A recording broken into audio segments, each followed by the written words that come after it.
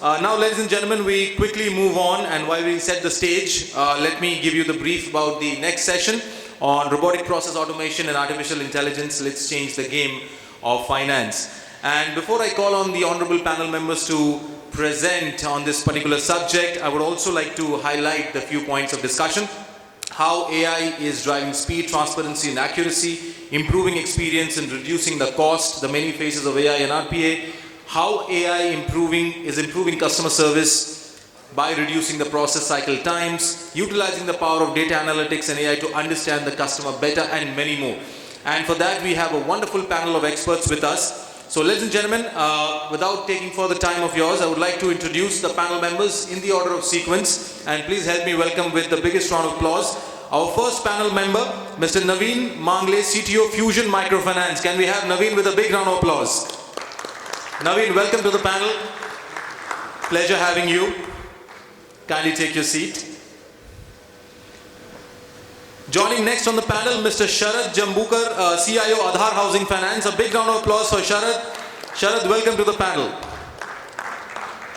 Joining next, ladies and gentlemen, Mathew, Panat, CTO, HDB Financial Services. A big round of applause for Mr. Mathew. Welcome to the panel, Mr. Mathew.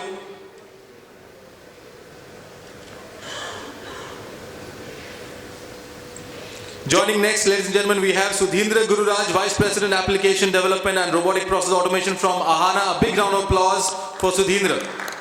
Welcome to the panel. Pleasure having you. Kindly take your seat. Joining next, ladies and gentlemen, we have Mr. Mathur, Vadadoriya, CTO, LKP Securities. A big round of applause for Mr. Mathur. Welcome to the panel. Pleasure having you.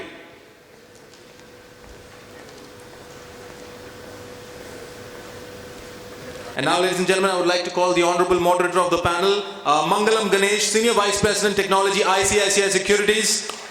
Welcome to the panel, madam. Pleasure having you. So all over to you, panel members, and I'm sure Mangalam is going to do a fantastic job of moderating this panel. All the best. Yeah, thank you. Am I audible? Yeah, I am. Okay, yeah, so welcome to the panel. We have a really nice group here. We have Naveen Mangle, who is the CTO of Fusion Microfinance. And then we have SHARAD JAMBUKAR, CIO Aadhar Housing Finance. We have Mathew Panat, CTO HDB Financial.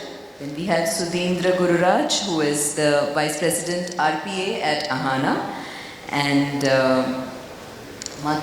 Mathur Vadadoriya, CTO LKP Securities. A warm welcome to all of you. Yeah, so jumping into the topic, we actually have a really interesting topic, RPA AI, and let's change the game of finance. Yeah, I think there's a lot of change of game that's already happened in this space. So it'll be nice talking about it. So maybe we can start with you, Naveen. How do you think AI is driving speed, transparency, and accuracy? Maybe can have your thoughts on that? Sure. Yeah, good afternoon, everyone. So, I will share the practical use case, what we have implemented at Fusion Microfinance, and then share the learnings and insights from that use case. So, before that, just to set the context, RPA and AI, I would say that these are two different technologies, yet complementing each other. Okay, now one needs to identify the use case very clearly and judiciously where one needs to be implemented. So RPA is specifically for automating, let us say, a manual repetitive tasks. Okay, and the bot has the capability to emulate human behavior through the user interface of any application, whether it's a web application or a mobile application. So that is what the beauty of RPA. But let's say the limitation. What are the limitations? So limitations is RPA won't be able to extract, let us say, the unstructured data or the semi-structured data. Also, it won't have the human cognitive decision-making capability. So for those aspects, one has to complement the AI so that it can work, in conjunction with RPA and solve the actual business needs. So now, let's say jumping over to the specific use case, what we have done is, representing Fusion Microfinance, we have about 7,000 to 8,000 people on the street, okay, who meet with customers in person and do the customer sourcing onboarding. So our existing process or the use case is that the field staff is meeting with customers, collecting their primary information and all the supporting documents. So over here, if you see, because of the competition, the aspect is that one has to be very agile, just quickly collect the information and provide a soft approval kind of thing, okay? And then this information or lot of data is being processed by the back office operations team in the quality check stage, whether there is any issues, kind of checking with all the documents and all that stuff, okay? So, and this is like a human intensive activity where, let us say, hundreds of people are there on the back office team doing this activity on daily basis. And if you see the add-on, in financial services, there are spikes towards the month end, there is larger business volumes. Now, how do you handle those scenarios?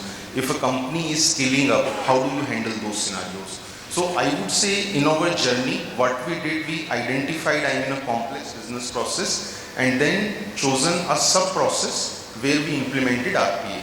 So this quality check process was the first where we implemented RPA, because this was a human intensive and a repetitive task. We kind of RPA, we deployed the bots, and bot was able to understand that, okay, these are the 5 or 10 steps which people are doing and automating all those steps. Okay, so that was one win.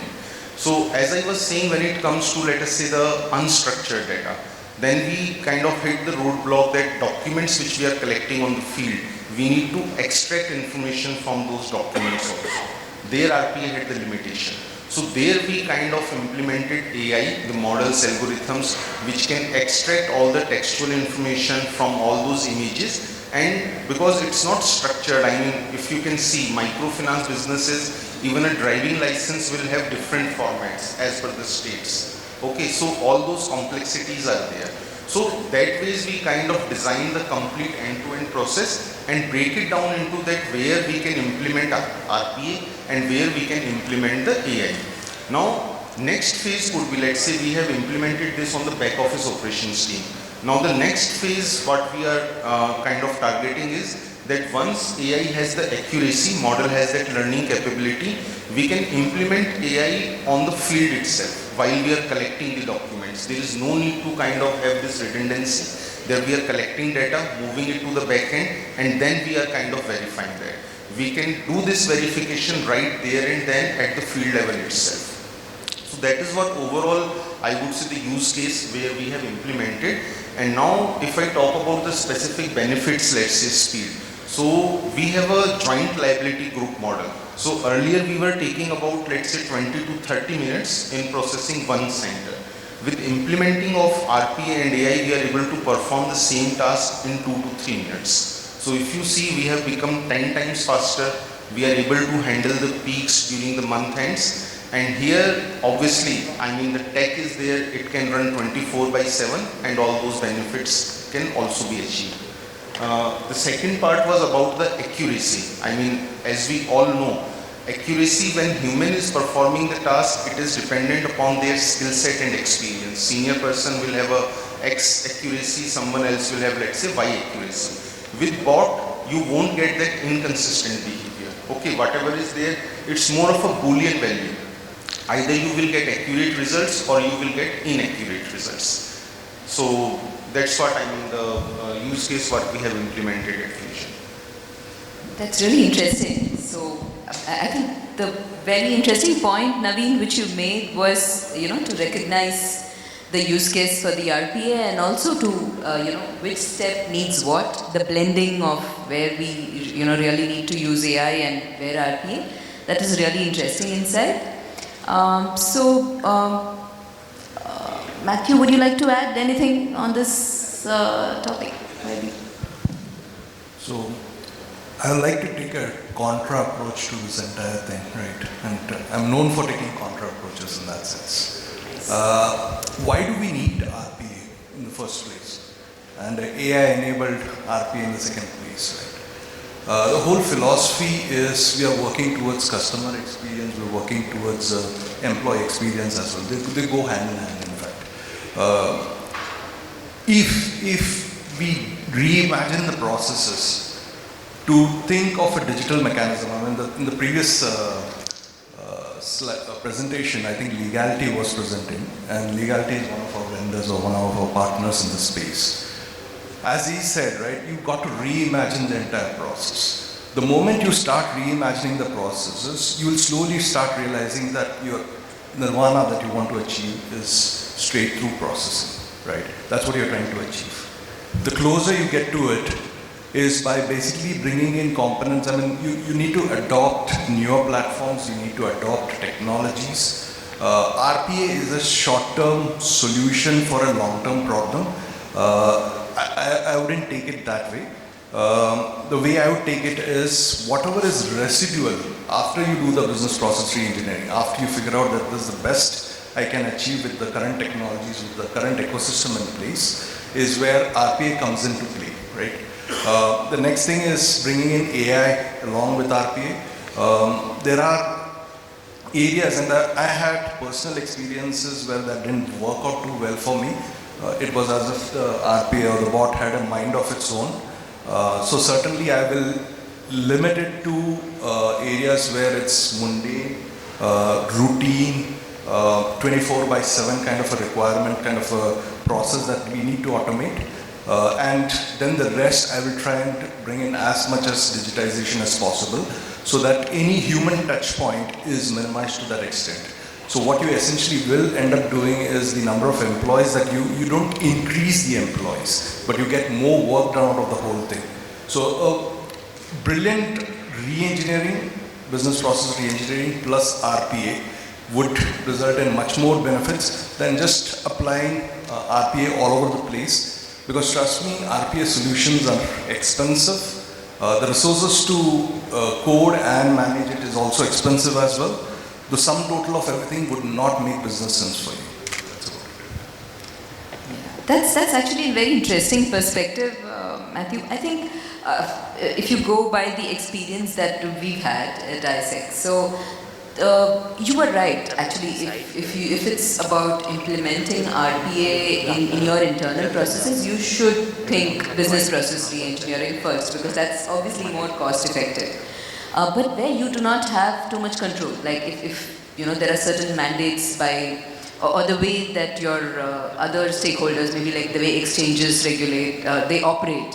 So there is a file that comes in a file, and you really don't have much but to do that. Maybe those would be the areas where we look at RPA at ICICI, where we have to download those files, have to do those processes, and there's no way out. So there is where we have at least managed in a lot of automation and reducing of manual bandwidth. Yeah, but that's really a very interesting point. Yeah. So Sudheendra, over to you. Would you like to throw some light on how do you think AI and RPA is being used by you for improving experience and reducing costs? Would you like to throw some light on that? Yeah, hi. First of all, I agree for both of your point of view, because each one has their view and perspectives, depending on their experience. Having said that, the NBFCs in India are doing extremely well, because the whole world is looking up to the way it has come up over the years, because I had been to a few of the countries on meeting a few seminars, and the whole world is actually appreciating the way the India is implementing the automation, so that delivery of the services are so quick, right? So having said that, the experiences and how the RPA is made the turnaround for the processes and the workaround for NBFCs. People are investing. If you take McKinsey, they have come out with a figure of 641 billion has been invested on the process automation last year, and most of it is in RPA space itself. And the RPA, as we have been discussing both the perspective, we have to talk more about the hyper automation, because people have seen more on the RPA side. Now it has to move into the hyper automation, where the RPA is it is replacing the human activities and tasks, right? And now the hyper automation is talking about replacing the human brain to some extent. Cannot do 100%, but taking the decisions, right? And doing what has to be done right is what the decision that going ahead the hyper automation will be taking. For example, talking about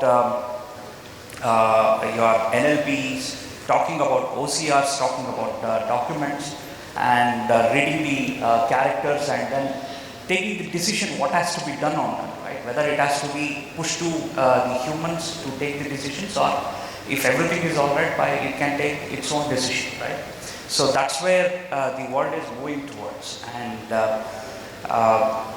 RPA is not only implementing for the front end, that is the customer part of it, right? It has to be also implemented at the back end process, because everything in the whole ecosystem, finally it's going to reflect on the customer service as a final delivery.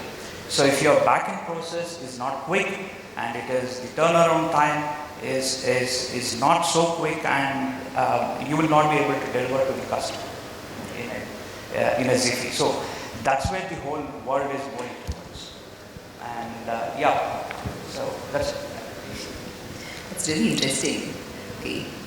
By hyper automation, I think you got all of us really thinking what decisions are going to be taken on us by bots and not manual.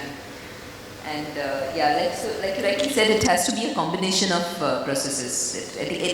So actually, customer experience, I think as a whole, you will have to think end to end, right? It's never in a silo, okay, back office, front office. We would never be able to think that way. Yeah, so maybe we'll move to SHARAD. SHARAD, do you have any thoughts on on this topic of increased efficiencies and reducing costs? Hello. Myself SHARAD. I am representing Aadhar Housing Finance. We are into affordable housing finance. So as you rightly pointed the question, which is very much our mission to provide loans to affordable segment at lower cost, but that doesn't happen because everybody is running, or every enterprise runs for the profitability. So even though I am into affordable housing finance, the affordability to the customer by virtue of accessibility of the credit is very important, and at what rate we give, it is very important. But while I do all this, unlike the mortgage loans or home loans, which will be of 25 lakhs or 1 crore, we are giving loans of 7 lakhs, 8 lakhs, 5 lakh rupees. So which could be a micro home loans kind of scenario. So in our context or our business context, it is highly important that we look at the cost per transaction, and that is where we drive lot of cost to income ratio monitoring through cost reduction. Now while looking at this, for every CIO, every CTO, it is very important to take up a challenge of hyper automation, which Sudheendra rightly pointed out. Since last 3-4 years, this has been the buzzword for everybody. So even if CIOs, CTOs want to ignore this, they may not be able to ignore it. Point one. So now coming to that, what to hyper automate, what to look for automation. So cost is one important driver which one has to look at. So looking at all the transactions in your company and arranging it in by cost, in a cost order, whichever is the highest cost, that could be the first area where you should look at whether what can be automated. So anything you can automate in that particular context is of use to the organization, because your direct impact of any small automation at lowest cost or whatever possible cost and speed is very important. So I think these are the two parameters which will drive the adoption of automation.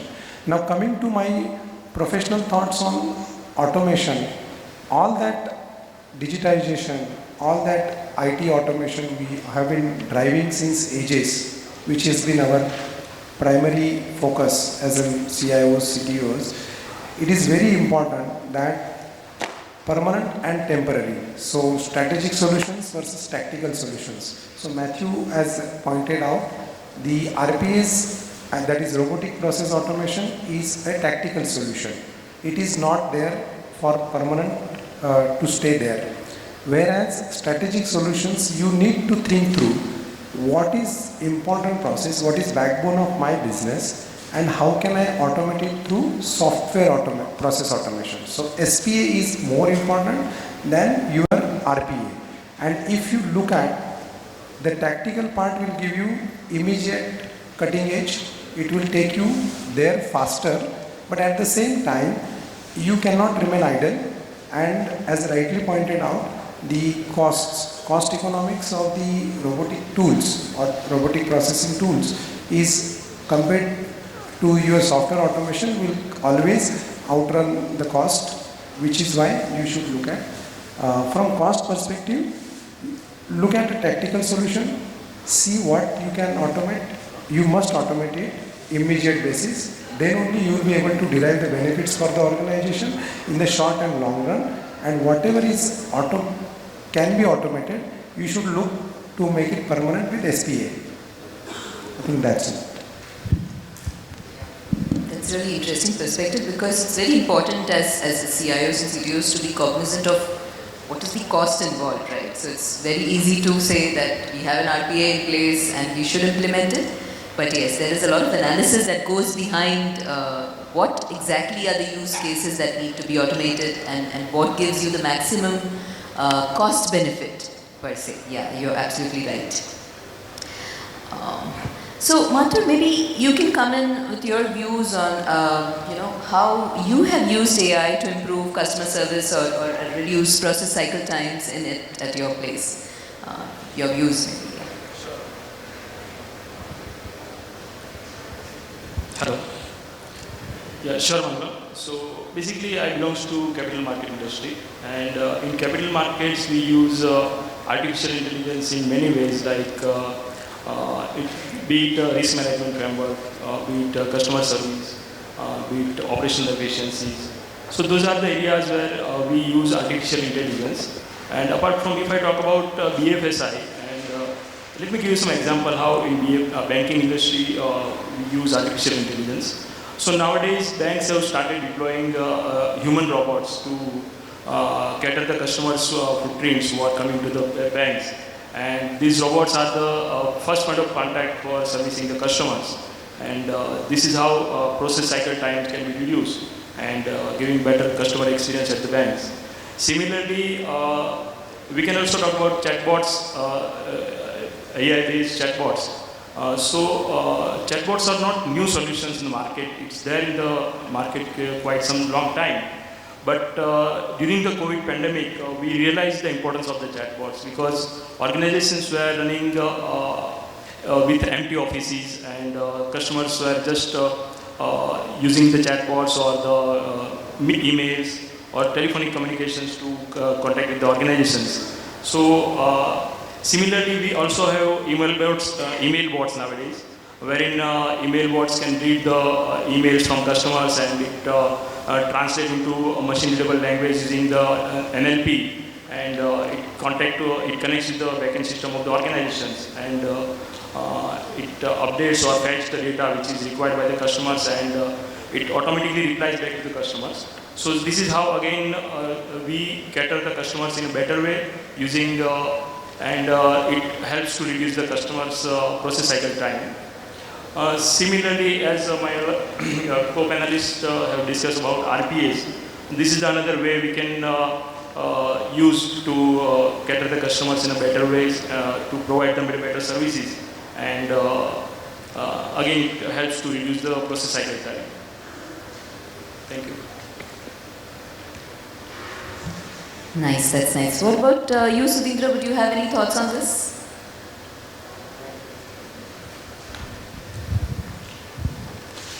Yeah, as I was telling, the process deliveries and a few of this stuff.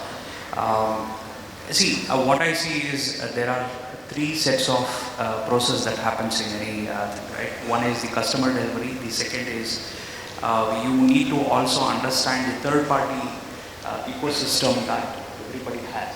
Because yesterday I was one of the panelists told we are not competitors, right? We are collaborators. So now the moving forward things are collaborating with each other. So how you want to collaborate? Of course, there are a few APIs and so many things that has opened up, and then you can also do it through APIs. But what happens for some of the government portals where you don't have the APIs that gets open, right?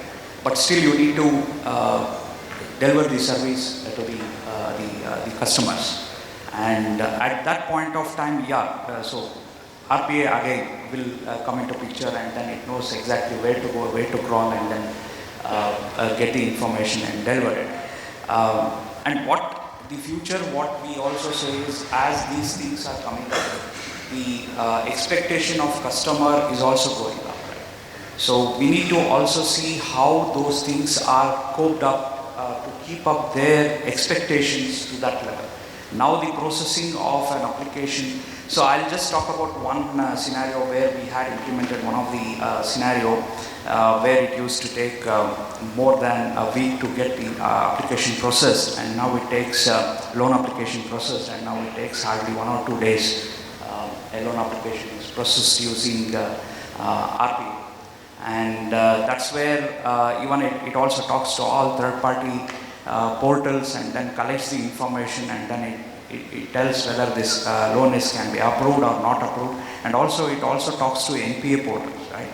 So if the customer is under the NPA, it will tell, okay, he has some outstandings, or he is not paying back in time, so whether he has to be given approve the application, or it has to go to some special approval, then it will just go and it will be forwarded to the manager.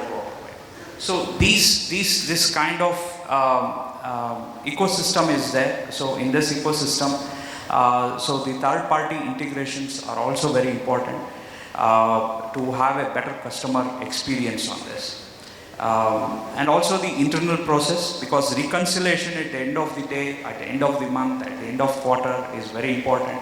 So that RPA helps in reconciling a lot of things within a Ziffy, because that's where a lot of time for the back-end process gets in to reconcile some of the stuff, whether it's the loan dispersal or whether the loan collection, whether it's all done. That's where I think the RPA and AI will be very handy, and then it's adding a lot of value on those parts.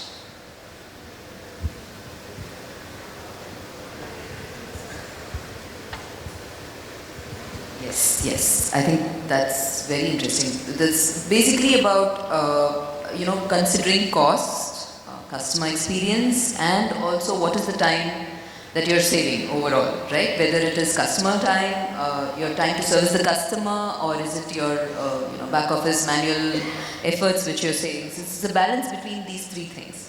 So moving on to a slightly different topic. Naveen, would you want to speak on how the power of analytics and AI has helped you understand your customer better? Sure.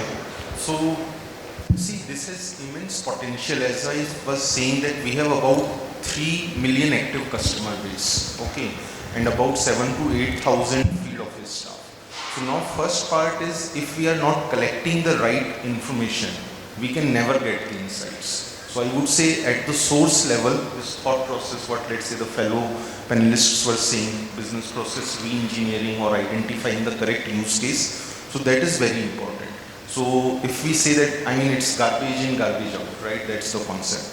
So, when we kind of implemented the solutions around, we have a complete data analytics transformation journey also, from ad hoc reporting to the data lakes and the visualizations and the AI/ML kind of prediction models. So we paid emphasis on this particular aspect, that first of all understand whether I am collecting the right information at the source level, how quickly I can collect that information, and how quickly I can process that information. Okay. Then other aspects are, because the data is huge, so we need to invest in the right set of infrastructure, like let's say the cloud native technologies, from the design and the architecture concept itself. It cannot be that first we design some solution and then kind of thinking about optimization of that solution. So the right architecture, right design, that has to be thought through at the first level. Okay. And once, let's say, you get hold of this particular aspect, then the second thing would be understand from the stakeholder standpoint, one, let's say customer, and another could be your internal stakeholders. Let's say what the business stakeholders are wanting. Ultimately, why we are doing all this initiative is for, let's say, the real-time insights and the better decision making. So the idea is that at the click of a button, people should be having that information available to them, and they should be able to take that information.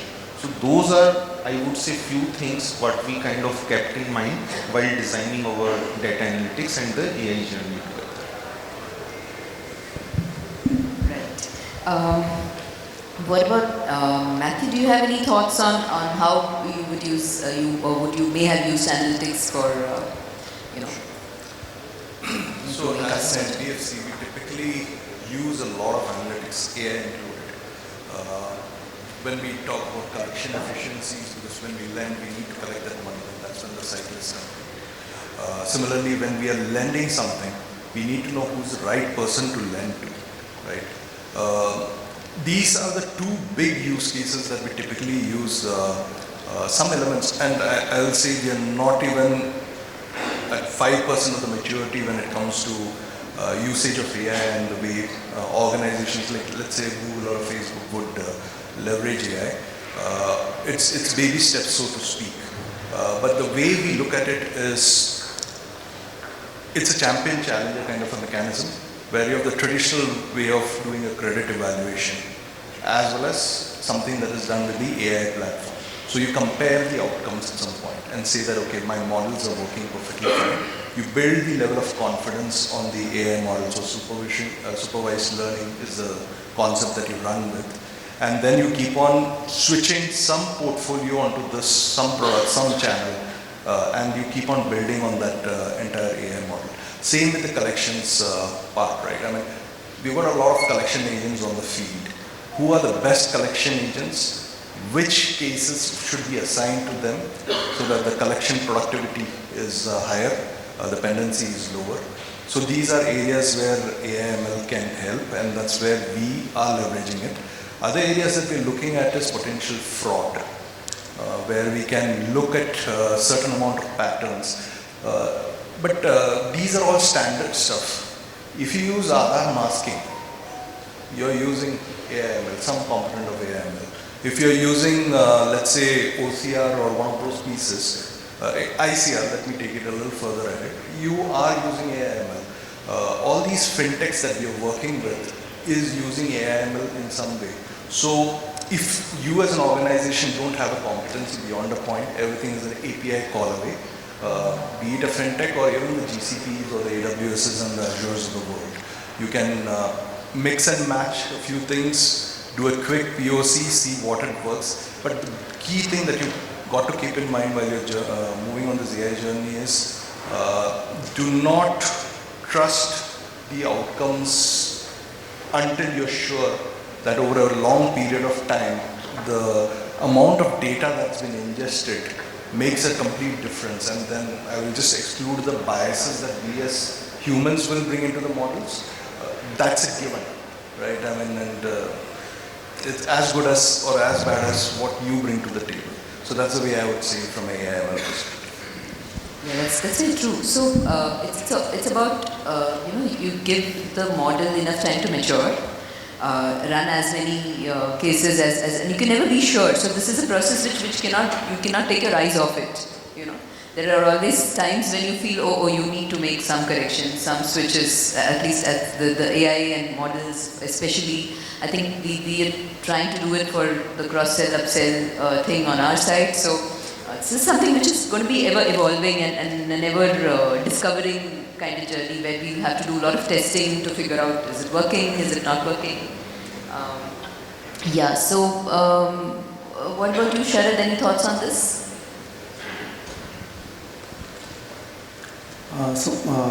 Regarding AI/ML adoption or implementation in the context of your lending business, Mathew rightly told, collection and selection, these are the two key activities which lending business has to do as a primary business model. And of course, the algorithms and models built into this with more and more data points would be more useful. So typical example I would like to share that in affordable segment, when already people, the other banks are not lending to these customers, the limited information is available about this type of segment and customers. Still, 3 years back, as an organization, we started the journey for selection. Collection is anyway standard models are available, which we could adopt. But selection was very critical. So the whole journey of analytics, of collecting data, making hypothesis why customer will not default for a particular thing, like null hypothesis and then alternate hypothesis, then looking at type 1 and type 2 errors which we will be able to generate. So we did that manual exercise with the statistics and all those matters. We collected or decided 28 customer data points to prepare this selection model, whether why customer will not default. And based on that, almost 1.5 lakh customers data, the score was generated. And we did this journey. So this journey was the, I will say, organization capacity building exercise. Because everybody is doing analytics, but how do you get your moment of truth? Because everybody is telling, we have done here, we have done this, we have done that. But ultimately, as an organization, you are not running your own journey of this analytics. You will not be able to appreciate it that high.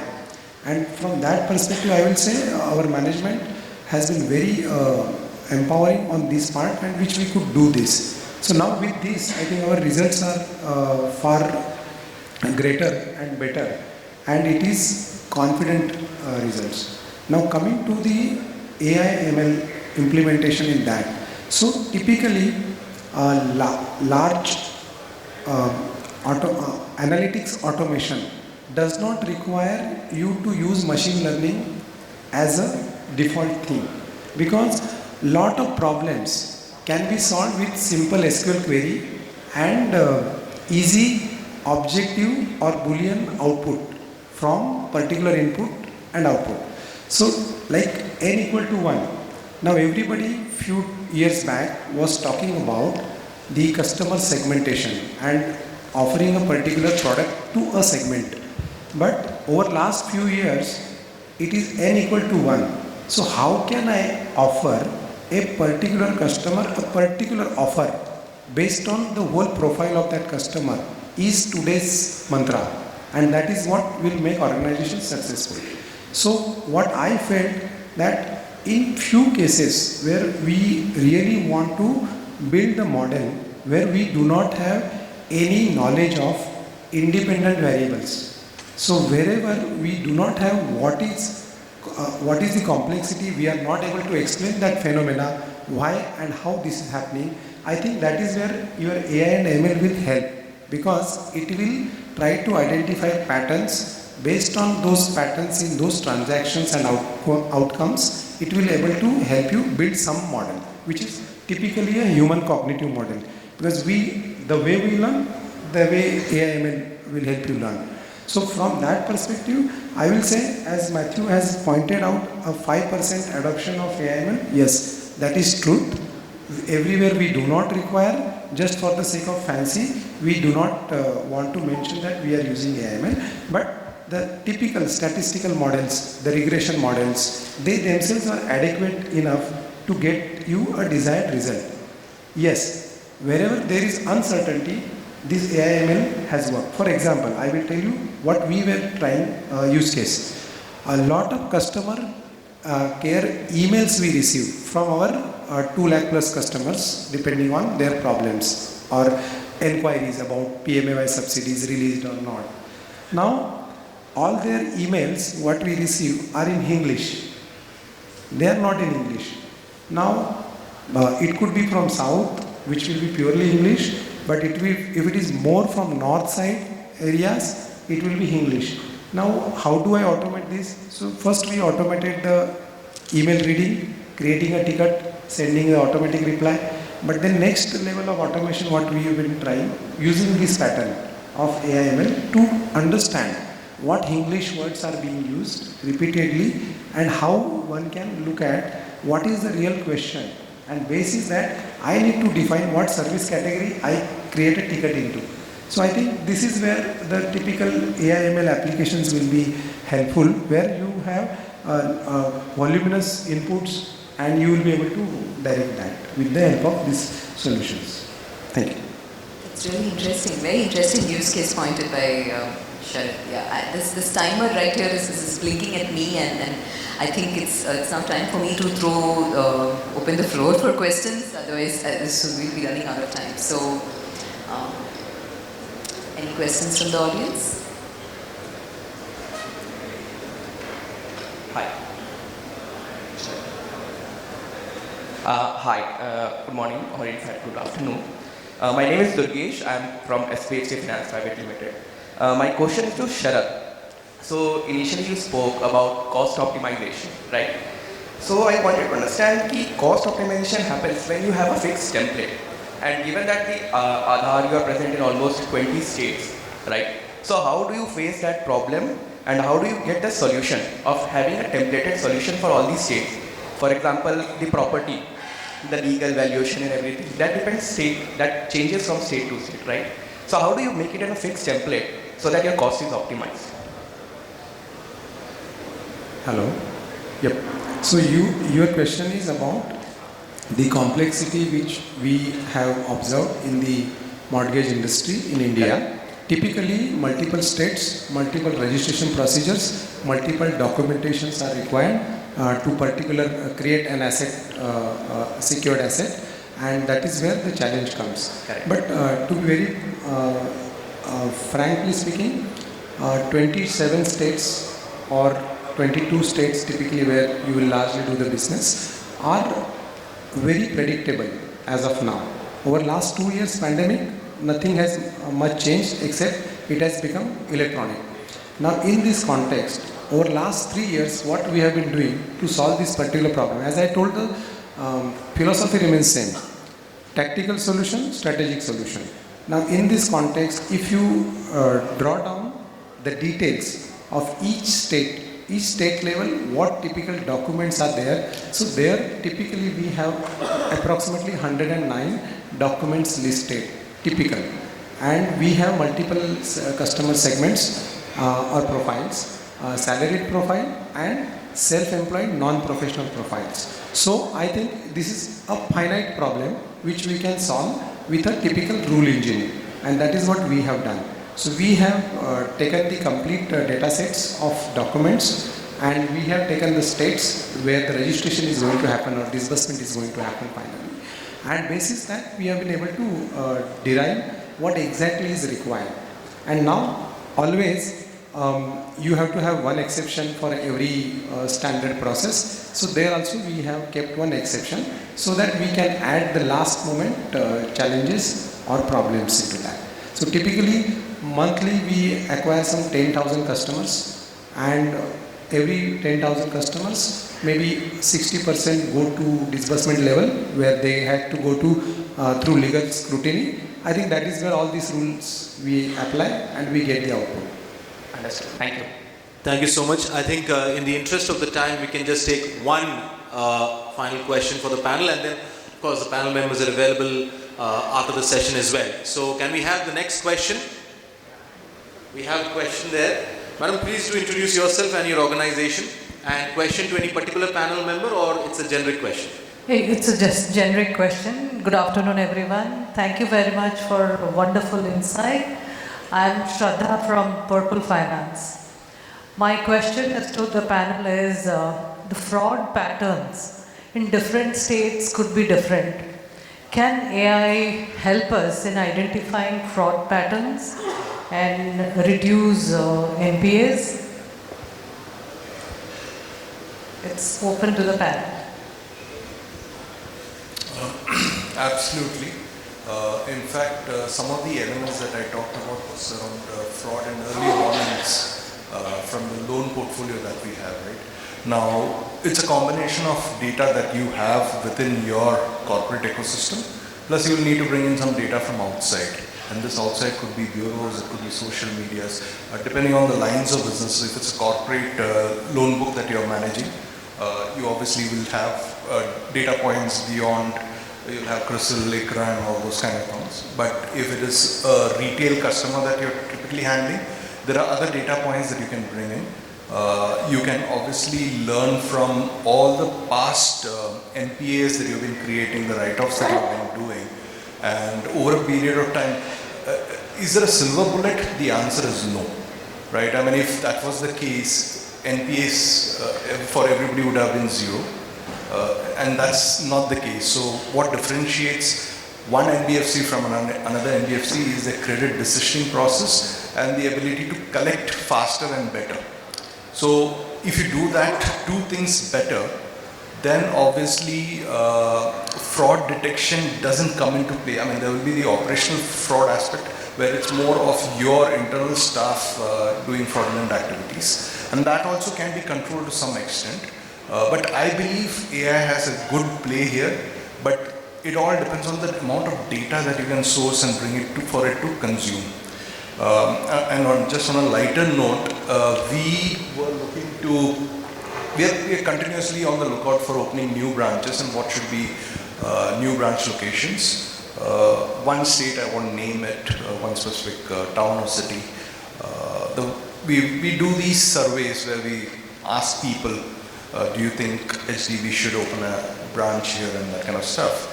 And out of the 10 or 15 people I think we interviewed, 8 people asked us, what is your waiver ratio? So loan waiver ratio, right? In an insurance company, it makes absolute sense. Settlement ratios, absolutely. But for an NBFC, if you ask, are you writing off my loan? I don't need AI to even determine whether I want to open a branch there. Thank you so much, panel members. Can we have a big round of applause for this wonderful panel here? And now, ladies and gentlemen, I would like to call on stage Mr. Sudhanshu Mishra, Vice President Business Development from our partner Ozontel, to kindly do the honors of felicitating this wonderful panel. Thank you, Sudhanshu, for doing the honors. We'll start with Mr. Naveen Mangle.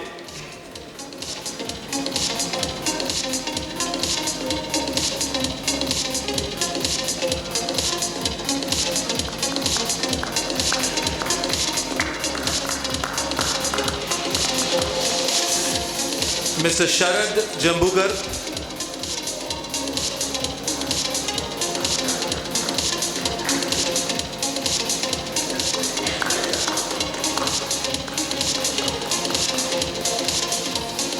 Mr. Mathew Panat.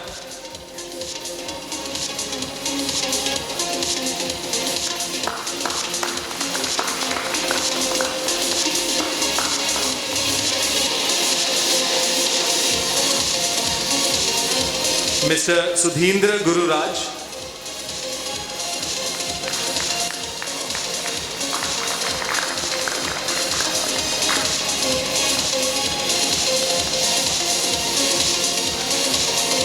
Mr. Mathur Vadadoriya.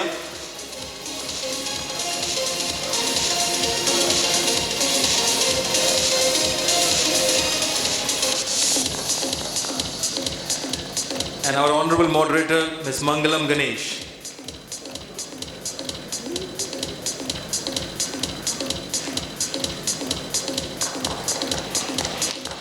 I would request the panel members to kindly come forward for a group photograph with Sudhanshu.